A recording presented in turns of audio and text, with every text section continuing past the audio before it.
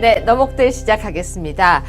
자, 여러분, 저는요, 정말로 비판만 하는 건 굉장히 싫어합니다. 근데 잘한 건 잘했다고 하고요. 못한 건 못했다고 하고요. 정말로 꼭꼭 집어주는 걸 좋아하는데요. 자, 우리 오늘 한번 용비어천가, 문비어천가 한번 해볼까요?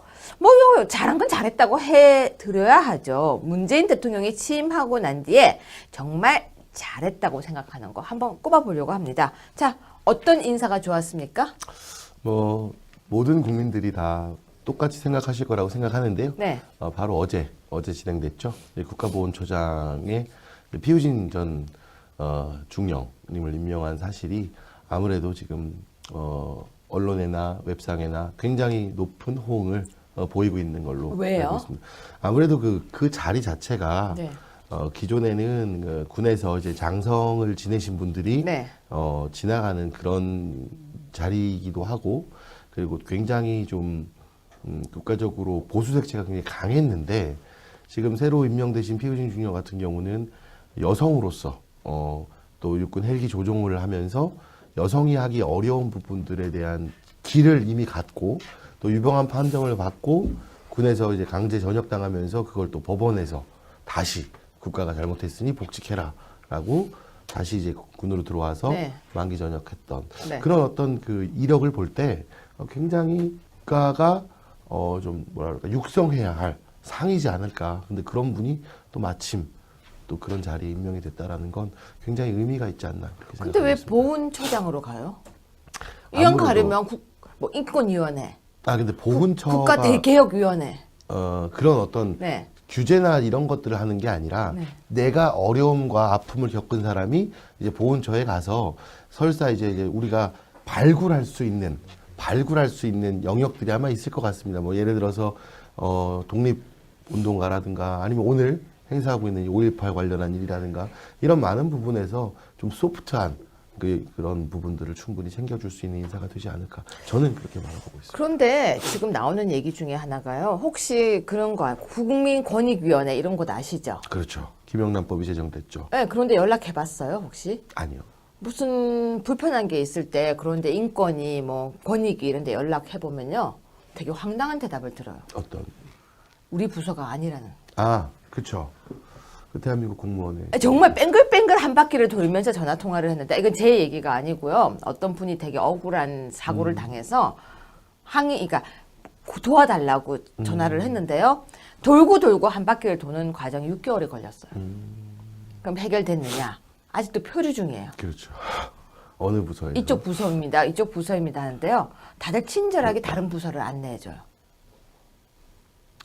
그래서 저는 정말 보훈처 방금 네. 국민의 그런 어려움 이런 얘기를 했는데 저는 이러다 보니 또 비판하네. 보훈처에서 정말 무슨 일을 하는지 정말 제대로 된 일을 하는지가 의문이 드는 게 몇 가지가 있어요. 그렇죠. 뭐 근데 보훈처 연락해봤어요? 안 해봤습니다. 그러니까 우리가 참 많은 곳이 있음에도 불구하고 막상 두들겨 보지 않은 곳이 많은 것 같아요. 그럼요.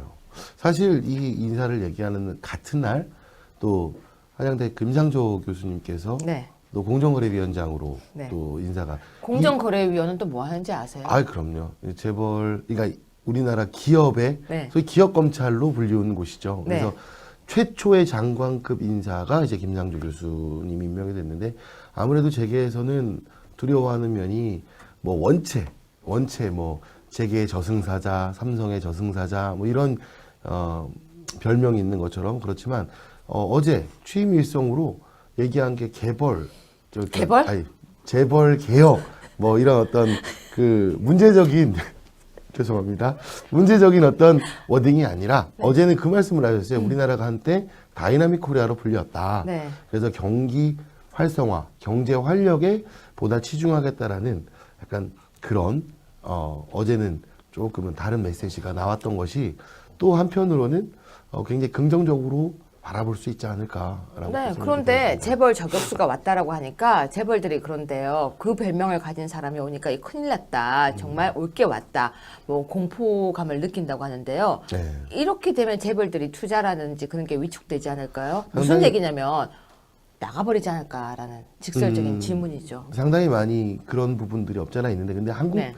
우리나라 재벌들이 갖고 있는 이제 지배 구조라는 게 있습니다. 예를 들어서 뭐 삼성도 이 김상조 교수가 했던 가장 유명한 워딩이 삼성의 모든 의사 결정은 이사회에서 이루어지지 않고 미래전략실에서 이루어진다. 뭐 이런 식의 표현을 쓴 적이 있는데 그런 거와 같이 그 기업이 구조를 짜게 되는 그 조직도 내지는 의사결정 과정을 거치지 않고 좀 다른 방법에 의한 의사결정을 진행하거나 혹은 그 상속이나 승계 과정에서의 불투명한 이런 부분들을 이분이 계속 주장해 왔던 거거든요. 그래서 저는 아까 말씀하신 오늘 테마에서 잘한 건 잘했다고 보고 좀 네. 그런 개념으로 볼 때 아마도 이제 국민들이 바라보는 좀 상대적 박탈감에 대한 해소를 아마도 대통령께서 하시지 않았나 저는 그렇게 봐요. 그런데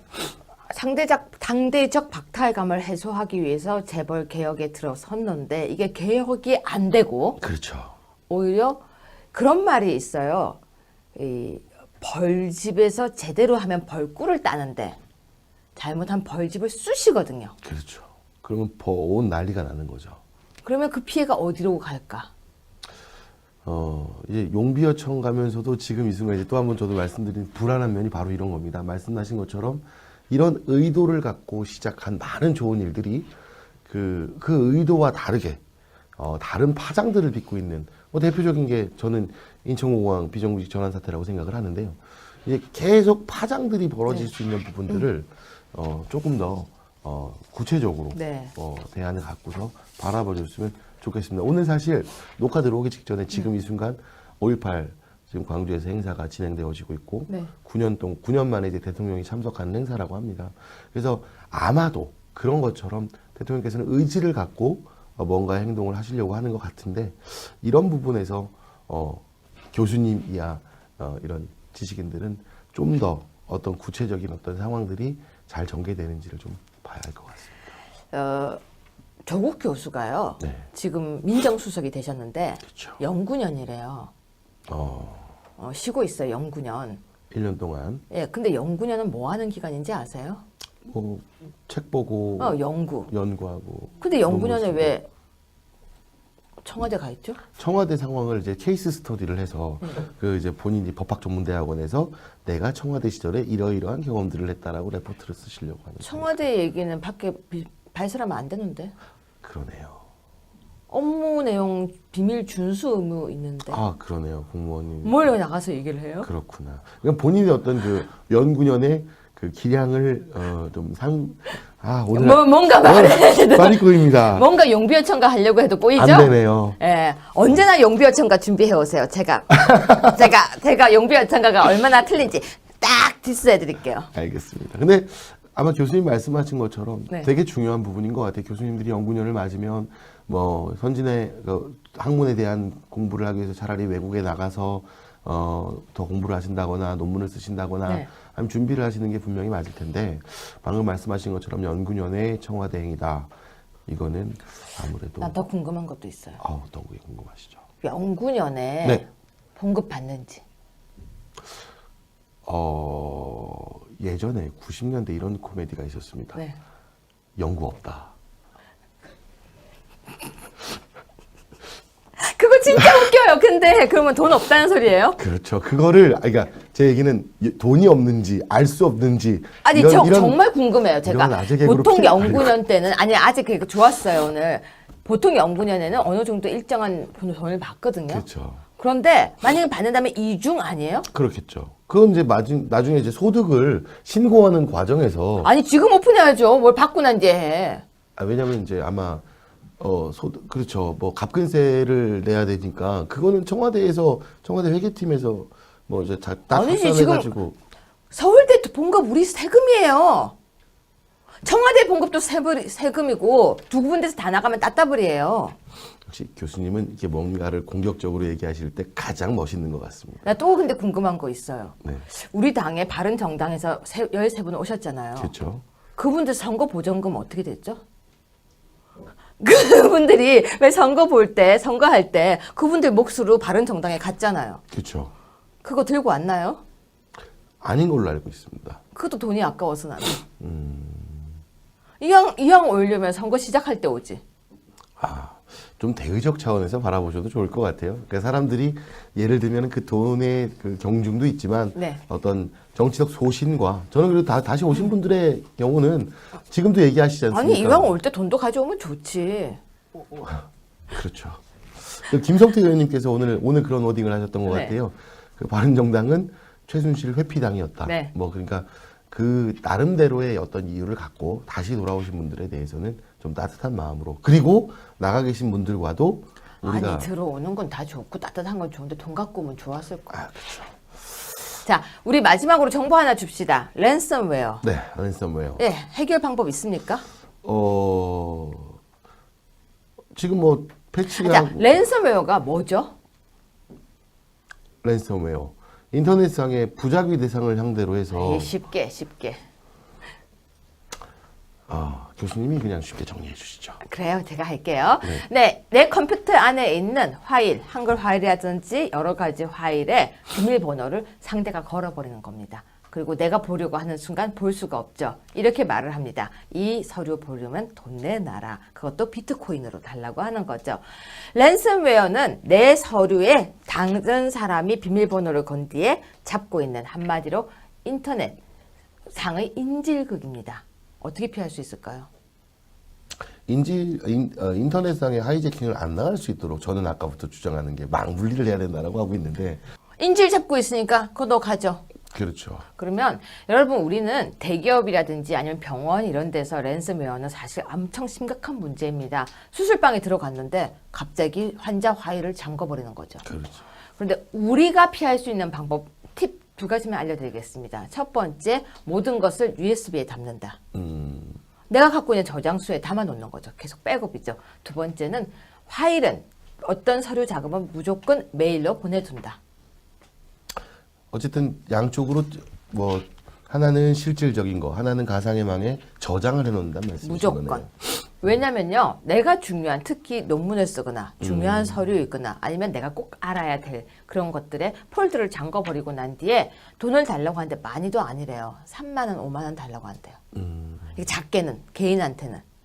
근데 절대 결제하시면 안 됩니다. 받고도 안 열어준대요. 다음 주에 알겠습니다. 뵙겠습니다. 다음 주에 뵙겠습니다. 네.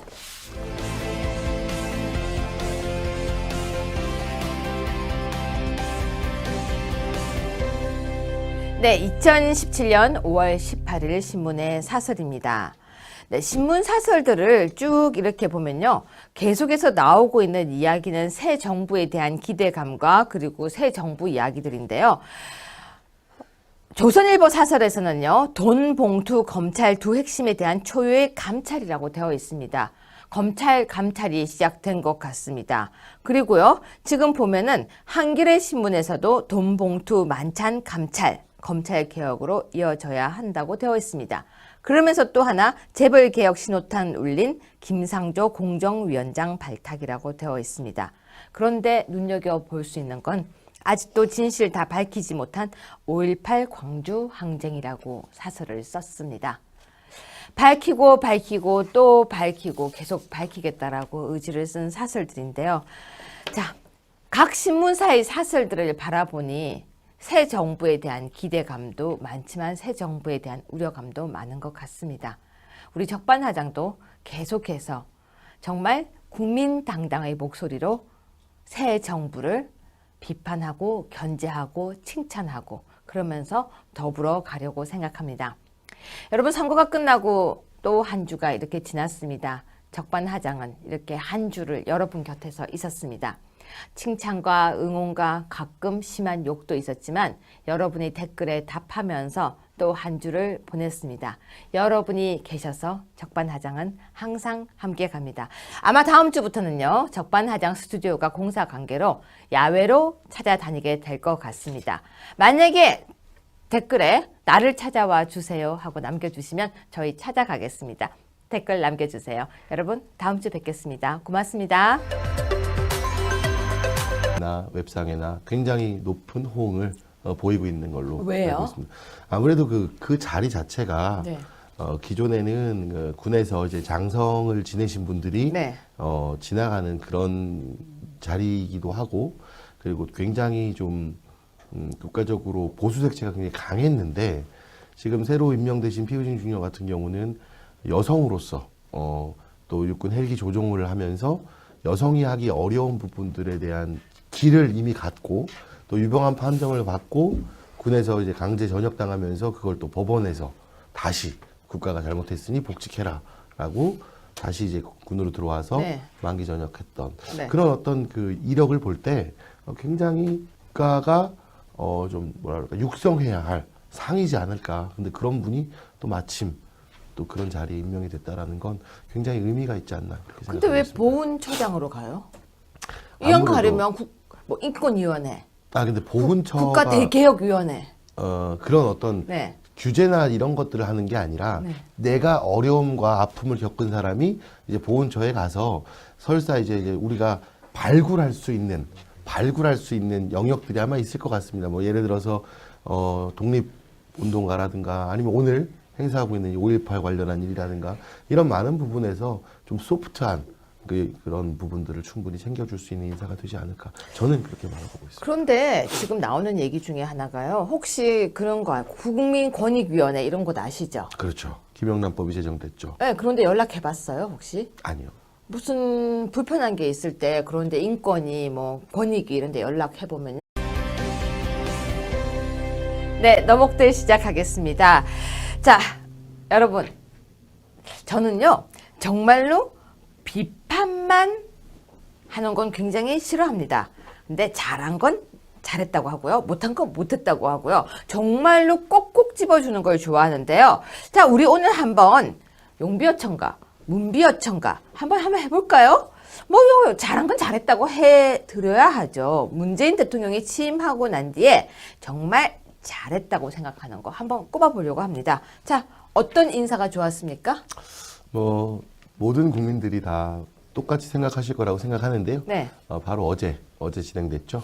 국가보훈처장의 피우진 전 중령님을 임명한 사실이 아무래도 지금 언론에는 요, 되게 황당한 대답을 들어요. 어떤 우리 부서가 아니라는. 그렇죠. 그 대한민국 공무원의 정말 뺑글뺑글 한 바퀴를 돌면서 전화 통화를 했는데 이건 제 얘기가 아니고요. 어떤 분이 되게 억울한 사고를 당해서 그러니까 도와달라고 전화를 했는데요. 돌고 한 바퀴를 도는 과정이 6개월이 걸렸어요. 그럼 해결됐느냐? 아직도 표류 중이에요. 그렇죠.